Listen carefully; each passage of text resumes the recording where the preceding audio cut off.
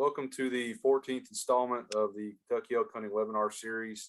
I've got the reins again today as John is handling a couple other issues for our program right now, but we wanted to do one more quick video before elk season starts this weekend to talk to you guys a little bit about some taxidermy tips and hopefully give you some ways to make sure you get your once in a lifetime trophy out of the woods and onto the wall in the best way possible.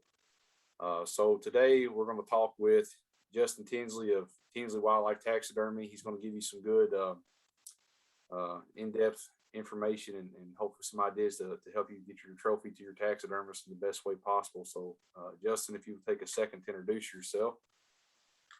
Yeah, I'm Justin Tinsley with Tinsley Custom Wildlife here in Lawrenceburg, Kentucky.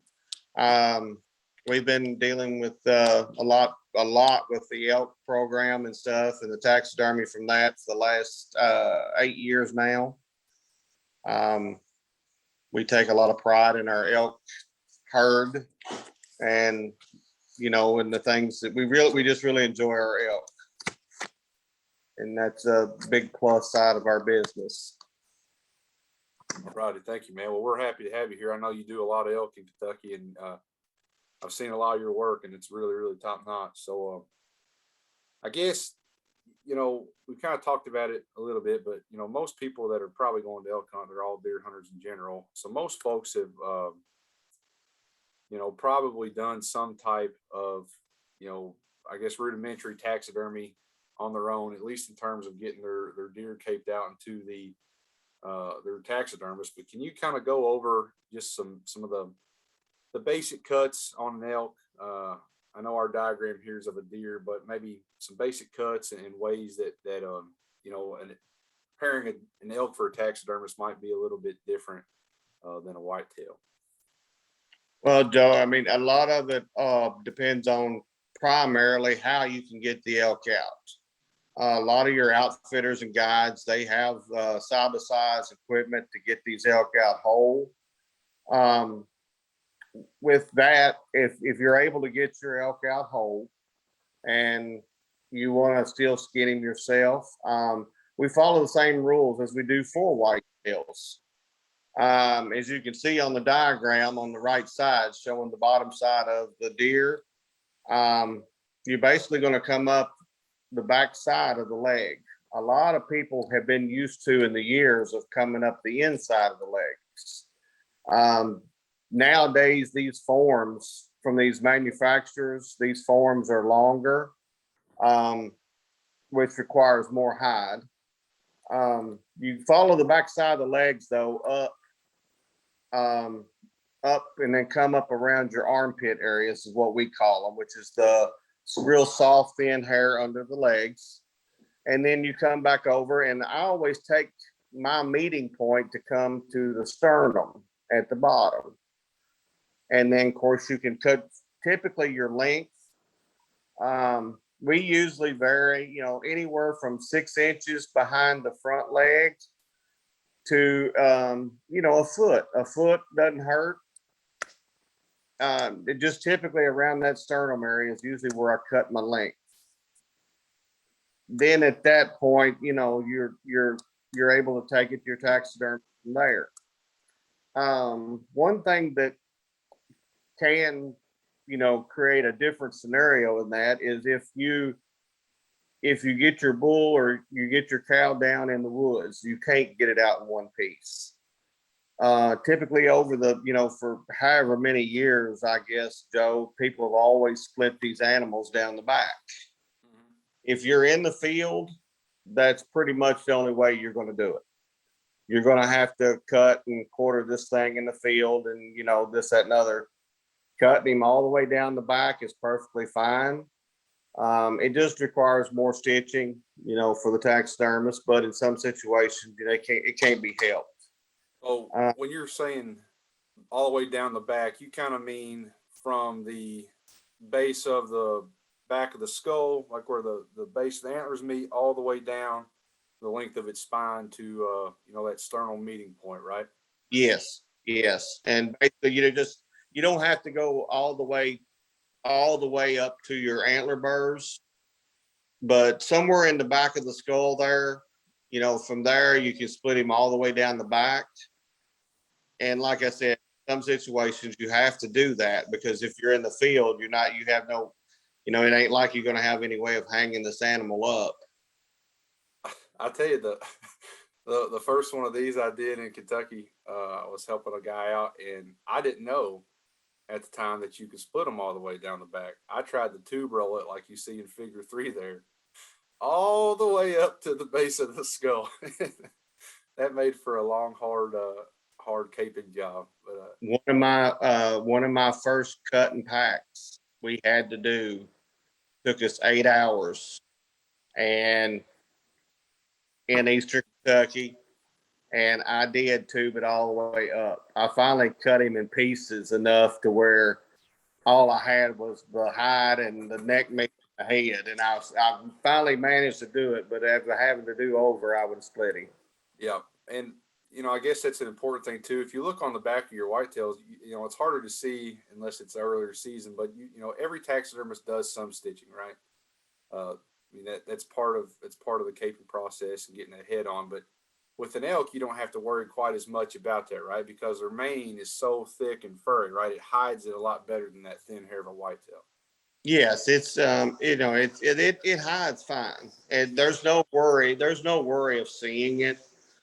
It's just like I said, it tends to go on as a taxidermist. It tends to go on easier, better, and it's going to save the taxidermist probably about 2 hours in sewing and stitch time. Okay. Is there I guess while we're thinking about this part of what you would do in the field, I know for some of the form fittings and stuff that you all, when you have the carcass there, you can take measurements of the neck and anything. Is there any like concerns or worries like that hunters should take in the field just to give to you guys when they get there? Or It's not so much for your shoulder mounts. Now say you've got a bull down that you want a life size, or you got a bull down that you want to do a half body on. That the more measurements you can do of body lengths, belly girth measurement or chest girth, any of those measurements you can take in the field before you cut, it will make for a better route and an easier route of getting the correct form for that animal. okay. Well, so I guess then for most of our DIY guys or people that are want to end up taking them out in pieces, it's not something that we really need to worry about too much. Which, well, I guess we'll simplify things. You got any tips or tricks to skinning these things out? What makes it easier? Any trade secrets? Sharp knife. Sharp knife, yeah. And I will say, that's one thing when you go to the field, a lot of guys nowadays use these outdoor edge or the scalpel blades. They'll put them in their packs. Have plenty of blades. Mm-hmm. These elk inside, they have such a, I guess you would call it just so much of a fatty content inside underneath their skin. They will gum up and dull blades very easily. So, where a guy may get by with one blade on a whitetail out here in the field, and you're sitting here, you're looking face to face with an entire elk you've got to cut up. You're going to go through quite a few blades, and it tends in the taxidermy world. We always say a dull blade will cut a hole quicker than a sharp blade. Mm-hmm. Plus, it just makes it easier on the person, taking care of him and getting him cut up correctly. Cool. See, we've tried to enforce that with our hunters, but it's nice to have someone with that level of experience like you have to I guess, reinforce it. So I guess the next thing that I want to talk about is really where I think that someone of your experience level can help our hunters the most. It's about hide and cape care. So, like we've mentioned before, about 80% of our hunters have never hunted elk before, but most people have, hunted whitetail. They're used to that late November, December, that colder weather, I've got time to do this or that. We don't really have so much of that luxury in our bull farms or our archery seasons to start. Can you kind of tell us, I guess, some ways to make sure you get that cape out of the field into you without it sticking, or starting to slip, the hair starting to slip, or ways that people can preserve it better so they have the best chance of getting their trophy to you in the best shape? Well, one thing I guess you could say, this is not a time to be riding around town with the tailgate down showing him off. You're stuck with a time issue. A lot of these guys travel. I mean, I'd say most of these guys in Kentucky, you're going to average anywhere from an hour to 3 hour drive. And, if you get the elk out, even if you get the elk out whole and you get him to a processor, you can't let your guard down. The one thing I've seen quite a bit of is guys they get the elk to the processor, though, the processor skins the elk out, gives them their hide and head and horns back, and they throw it in the back of the truck and they drive off. And a lot of them have no clue that in their 3 hour ride, even though the wind's blowing, it feels very great outside. Say it's 84 degrees. By the time you spend that 3 hours driving back home, that sun is still beating down on that animal. And one thing a lot of people don't even take consideration is your road heat off of your vehicle. You want to allow airflow all the way around this animal if any way possible.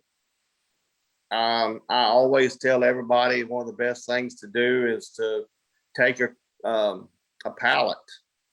If you have a pallet laying around or anything, just to get the animal up off the bed of that truck. It's very important to still pack ice, but you always want to keep that animal in a bag. You don't want the ice down in the bag with the animal. It takes less than probably less than 10 or 15 minutes, I think, at 52 degrees or 50 degrees for bacteria to start. And one of the worst things you can do is have a hide that's wet. Like I said, my ideal way of transporting an elk on a long ride home would be, getting him elevated off the bed of the truck or vehicle, trailer, whatever, and putting him in a bag. It doesn't hurt to put him in 2 or 3 bags. I always lay or I have the clients lay their elk on a bed of ice. Just go somewhere and buy you a bunch of bags of ice, lay you a bed of ice on top of that pallet. You lay the elk down on top of that, and then you pack ice up around the top of it. And it allows airflow, plus it keeps the temperature down. And to me, that seems to work better than anything. But it's just one of those things. Elk tend to slip a lot quicker than whitetails, especially in this heat. That's a interesting point. I never would have thought of something like a pallet to get up off the ground, because, like I said, up until I started messing with elk, all I ever did was throw the deer in the back of the truck and drive on. I wouldn't have thought about it like that. Are there any other? Are those really the main things that you see that are causing them to slip or spoil? Or well, and then if say we go back to the cut and pack thing, you can't get him out. You have to cut him and pack him. One of the things I always tell everybody, the best thing to pack out of besides your, knife and plenty of sharp blades or whatever to cut, the second most important thing is going to be pack 2 or 3 tarps. The tarps can be used for various things. One is you always want to try to get that animal on a tarp before you start cutting. That helps keep your meat clean. It helps keep, everything about the animal cleaner. And then the other thing is say you got that bull down and he dies right in on the side of the mountain in a big wide open spot. And you're looking at, 4 to 6 hour job here now getting this animal out, and you've got sun beating down on him. One of the things you do with the extra tarp is take a tarp and cut you some poles or something and create a kind of like an umbrella or a shade. Mm-hmm. Just keep that sun off that animal during your process. Also, it helps keep you cool. Yeah. That's right. Well, there's some good tips. Be prepared for that weather and having a plan in place. What if a guy, say I kill it at the edge of dark, 2 miles from the truck, I got to quarter him out and start bringing him out. Most people are going to leave that cape and skull, for one of their later trips. If I were a hunter trying to leave it overnight, while I'm focused on getting my meat out, is there any tricks or tips that I can, use to try to keep that cape and head from spoiling before I get back to it the next morning? Typically, I would always suggest if they're going to leave it, at Walmart, some of these various places, you can buy these hoist kits for whitetails. One of the things I would suggest is have one of them as well. Take with you. Once you get done, find a tree where you can fasten this hoist off to a limb and then just tie him off by his horns. And then, raise him up to where air can get around this animal all night. The worst thing you can do is just leave the hide and horns bunched up, or especially in a bag. There's no air circulation. His temperature, is going to hold that heat in for quite a while, especially in the neck area. On an elk, their neck hide is probably the thickest part of their entire skin. We've seen some elk with hides being as, during the rut, their hide being as thick as an inch and a half thick. And, if that chunk of neck meat is still up in there, he's not going to cool down till sometime the next morning. Mm-hmm. And just get him tied up, hoisted up or something. Get him tied up in a tree to where the whole hide is hanging and, he's got good air circulation. Yeah. Maybe take a stick or something, put it in that tube to try to help air get up in there. Yeah. Yes. Then, if you have to, tie him off. It never hurts on your, the edge of your hide where you've cut. It doesn't hurt a thing to cut you a little hole, a small hole where you can take some string and pull him open. Mm-hmm. That doesn't hurt anything at all. I guess the last question I have about this, I've been asked by hunters before, so I'll pose it to you so you can tell everybody. I've had people ask me about salting their hide or putting borax on it, before a drive or something like that. Do you recommend any other measures, or just the ice and pallet? I don't recommend the salt for most any of us in-staters, or even, Indiana, Ohio, hunters in the surrounding states. There's really no need in it. And, of course, I'm not typically a fan of salt. Sometimes it helps, but at the same time, I think, it's going to be less time consuming to just do the ice, even if you have to stop mid trip and, buy more ice. Mm-hmm. To me, that typically is a better route to go because, well, like I said, I'm just not a fan of salt. Oh, you have to. It's okay. It's good to know. So I get a lot of these questions about it, so I'm just curious and want to give you the chance to tell people. Yeah. Okay. Over some good tips. I guess the next thing I would like to ask you about is I know you guys have a taxidermist association. Say, say I don't have a taxidermist. Is there like a place that I can go and look to find one? Yeah, we I'm also a member of the Kentucky Taxidermy Association. I'm actually the vice president. And one thing that you can do is you can go to Facebook and pull up Kentucky Taxidermy Association. And in the Facebook, you can go through and find our members list. The other thing is, I'm welcome to the fact that if someone wants to say they're having trouble finding that, they're more welcome to give me a call. They can tell me what county they're in, and I can give them a KTA member, which is going to be close to their area. Okay. And, that's one thing I will have to say too with the KTA. You're dealing with a lot of reputable taxidermists. The KTA, kind of helps keeps that person to a certain standard. Mm-hmm. And, and it's all protection for you, in order to preserving that mount that you finally got a tag for, Awesome. Well, like I said, this one was kind of meant to be a quick and dirty and give folks some tips as we're looking at weather this coming weekend in the low to mid 80s. So I tell you right now, I've learned a lot about it. Is there anything you think we didn't cover, or something that we might you didn't feel like you had a chance to talk about, some last tips that you want to tell the hunters before they take to the woods this weekend? The biggest thing I guess I would say is don't think you're over preparing for it. Don't think you're over packing for it.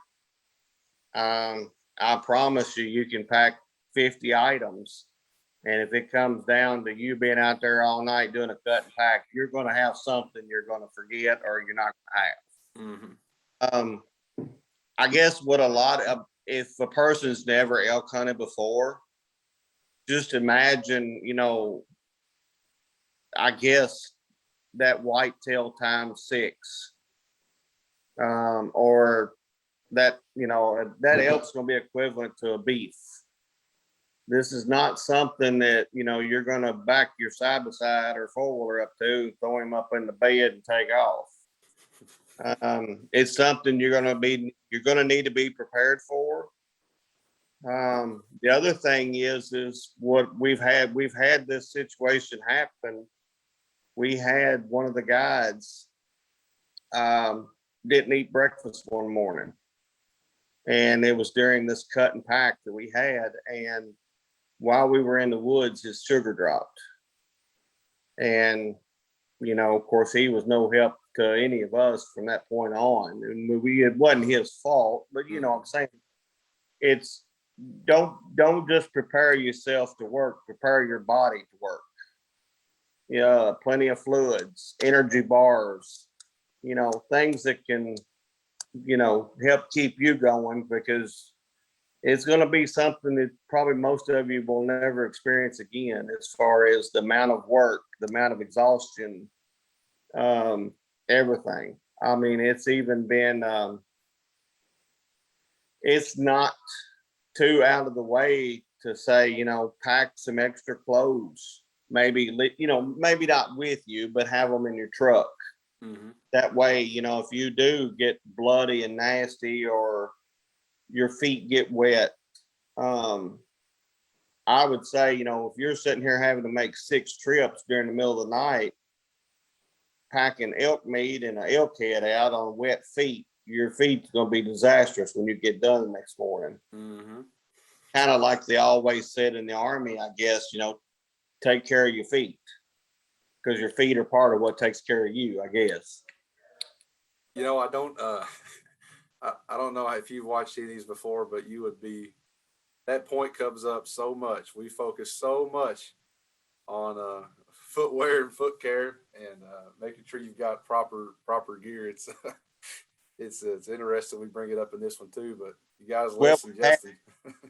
We've even had, I've had people who hunted Colorado on multiple occasions, and they say that actually Colorado is easier terrain to walk than some of these mountains in eastern Kentucky. Having done both, I would concur. at least in the places that I've went to. Yeah. Man, I tell you what, I really do appreciate you jumping on to help these guys out as they said prepare to take to the woods this weekend. And we've enjoyed getting to this point, and John and I hope you guys all have enjoyed this series. And as always, here's Hass and I's contact information. I've also thrown Justin's down here in case you guys have questions or need to get a hold of him. Anything more specific, but we hope you've enjoyed the summer preparation, and you guys go out and have a nice, successful hunt. And we all look forward to seeing some good harvest photos and hopefully some good high quality mounts to commemorate that experience with. So with that, Justin, can I real quick? Of course. And seriously, don't. It's not really a matter of whether you use me or you use another taxidermist. Feel free to contact me. I'm leaving Friday, as a lot of people are. I'm leaving Friday. I'm heading down. We'll be down there for 4 weeks. And if anybody's got any questions, feel free to call. I'm more than glad to help. And if anything I can help with information wise, I'll help it. It's I hate to see guys get in spots. They spent their whole life waiting for this tag and then take a chance on ruining, losing it by not being able to know something or not being able to get some information on something. Well, like you said, man, we're all passionate about the elk herd and we care a lot about it, take pride in it. That's a fine offer. Yeah. All right, man. Well, like I said, I greatly appreciate it, and best of luck to everybody this weekend, the next couple of weeks, and I guess we'll see you next time. Thank you, Joe. Thank you.